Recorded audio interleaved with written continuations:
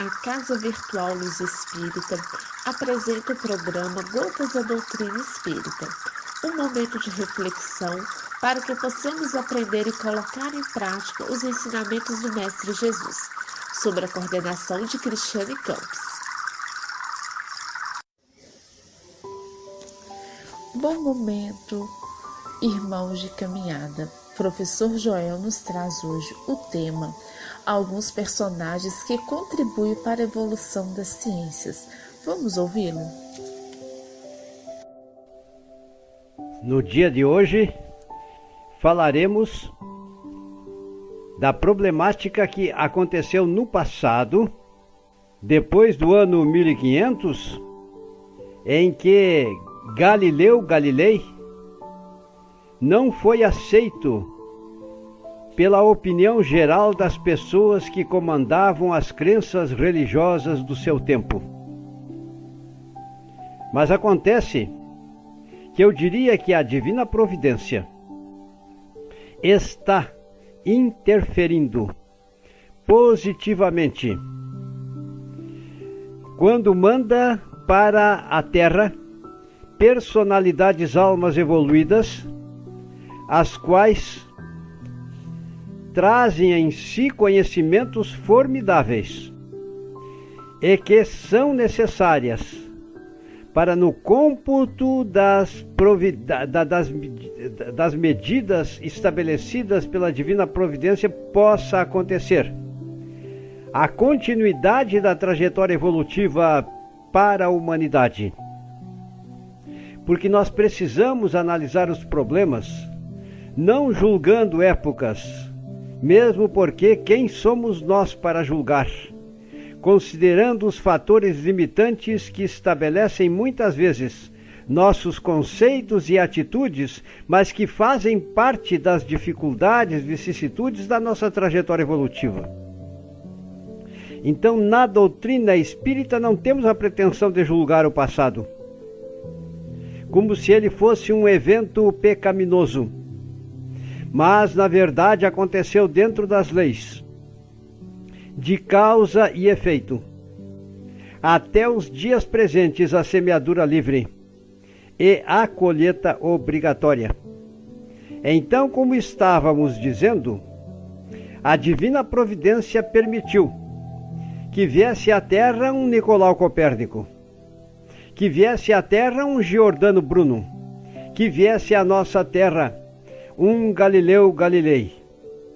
Galileu Galilei que descobriu a luneta astronômica e que conseguiu vislumbrar pela primeira vez os satélites existentes no planeta Marte e que permitiu-lhe apresentar provas irrecusáveis, porém não foram aceitas pela Igreja no seu tempo, de que a Terra não era o centro do universo, portanto o geocentrismo era uma interpretação equivocada.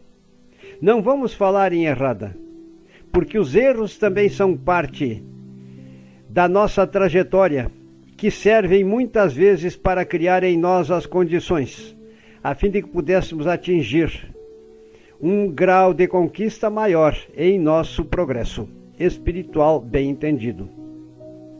Então, as descobertas de Galileu Galilei, que foi o autor que descreveu o universo e que consta na Gênesis as predições e os milagres sobre a pluralidade dos mundos e o tamanho do nosso universo, que é infinito.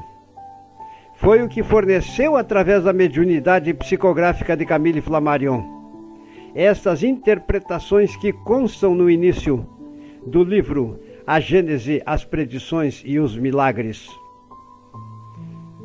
Estas foram, eu diria, as primeiras circunstâncias necessárias para que os homens pudessem sair da sua interpretação arcaica, onde pregava-se que existia no planeta, no universo, a teoria dos 11 céus que foram propostas por Ptolomeu, mas que foram praticamente eliminadas da crença humana e das concepções daqueles que sabiam pensar no passado, a hipótese de que nós tínhamos o céu, ou melhor, a Terra como centro, portanto, geocentrismo, e as esferas concêntricas estavam perfazendo os 11 céus, onde o primeiro céu seria na Lua, onde o sétimo céu seria o céu das bem-aventuranças.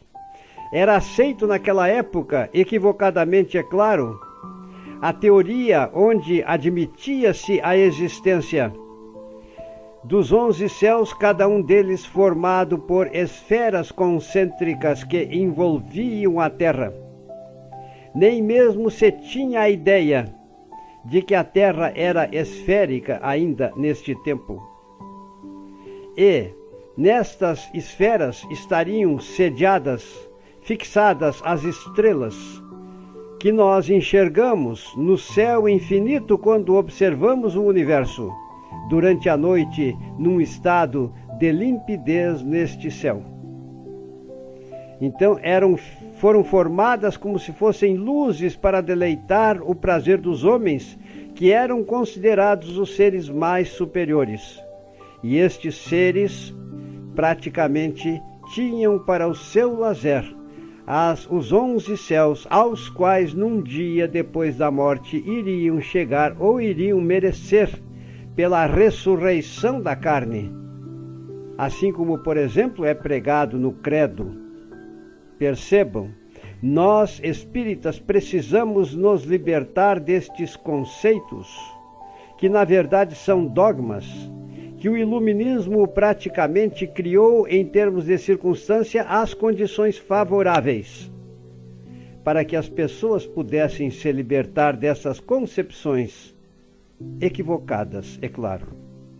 Então Galileu Galilei, inclusive, foi julgado pelo Santo Ofício e foi imposto que ele deveria renegar todas as suas ideias a respeito do universo, porque se assim não o fizesse, iria ser condenado pelo Santo Ofício. Galileu Galilei não fraquejou, mas ele estrategicamente renunciou às suas ideias e foi condenado pelo resto da vida a viver em exílio. Só que após a sua morte surgiu a sua obra. Ele disse ainda que a Terra poderia ser o centro do universo, na opinião das pessoas, e eu estou usando as minhas próprias palavras, mas sei que isso aconteceu. Mas que a Terra girava e que o universo era infinito, disso não se tinha a menor dúvida. Isso depreende-se na leitura dos pensamentos que este personagem, eu diria, bíblico e grande enviado, Espírito luminoso que veio à Terra, nos deixou.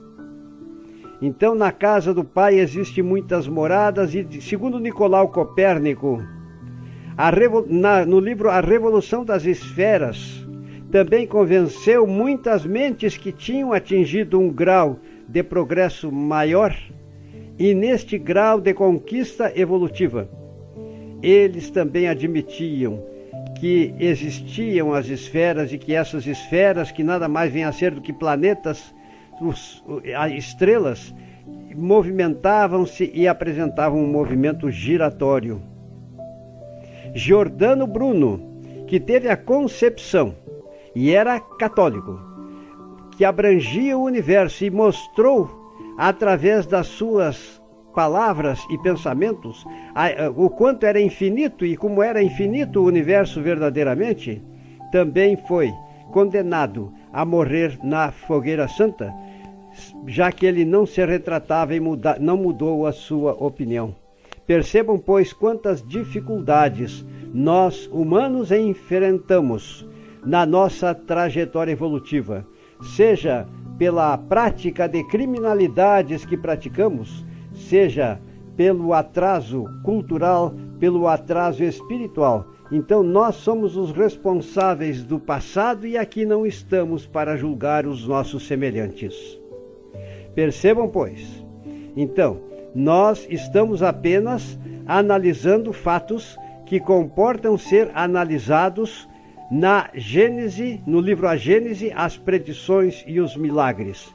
E dizemos que, graças às pesquisas científicas, com a contribuição grandiosa daqueles grandes espíritos que vieram à Terra, e também com as conquistas evolutivas de grandes pensadores que são entidades espirituais que têm uma hierarquia psíquica muito alta, nós estamos fazendo conquistas maravilhosas no campo da percepção dos fatos e no campo também do entendimento.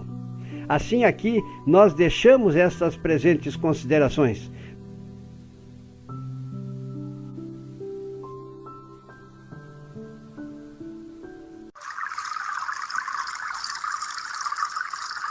O programa Gotas da Doutrina Espírita foi uma produção da Casa Virtual Luz Espírita e sua equipe. Acesse www.cavile.com.br.